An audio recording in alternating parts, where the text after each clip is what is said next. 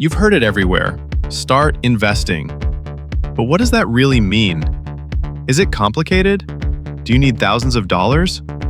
Or is it just for the rich? Today, I'm breaking it all down. What investing actually is, how it works, how you can start, and most importantly, what to invest in as a beginner. Stick with me till the end because I'll share the top 3 investments I recommend for beginners and what's coming next on this channel to help you go deeper into each one. Let's dive in. So, what is investing? Investing is simply putting your money to work so it grows over time, rather than sitting idle in a savings account. When you invest, you're buying something that has the potential to increase in value, like a piece of a company, real estate, or even a fund that spreads your money across hundreds of businesses. The goal? Build wealth, beat inflation, and ultimately, give yourself financial freedom. Here's a simple way to look at it. Saving protects your money. Investing grows your money.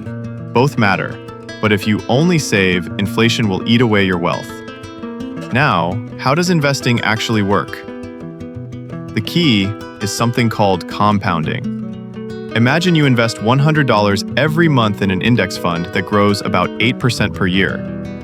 After 30 years, that small habit could grow to over $140,000. That's the magic of time and growth working together.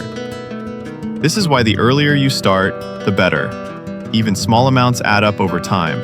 Some people wait until they make more money, but waiting is the biggest mistake. Here's why.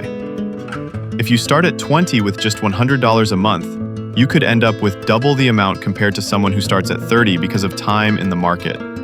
So don't wait for the perfect time. Start small. Start now. All right, now the big question. What should you invest in? Here are the main categories you need to know. Stocks, ownership in companies, higher potential returns but more volatility. ETFs and index funds, perfect for beginners. They spread your money across hundreds of companies, reducing risk. Real estate, great for long-term wealth. You can own property or use REITs if you don't have a lot of cash. Bonds, safer but lower returns. Think of them like lending your money to governments or companies. Mutual funds, managed by professionals but often with higher fees. Crypto, high risk, high reward.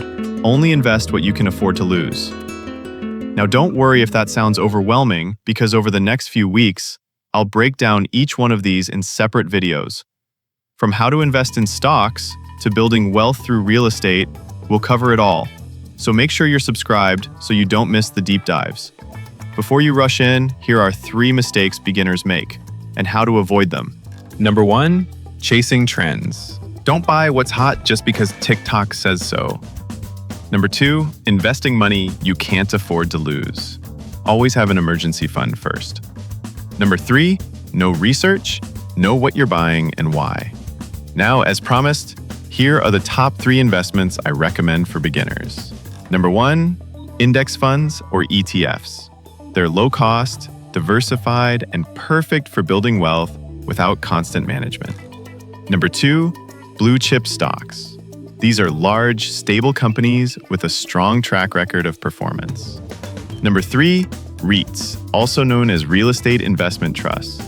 They let you invest in real estate without needing a huge amount of money or dealing with tenants. You now know what investing is, how it works, and where to start. The next step? Learn about each option in detail.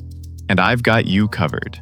Check out our 60-sec finance shorts for quick tips and stay tuned for full guides on stocks, real estate, and more.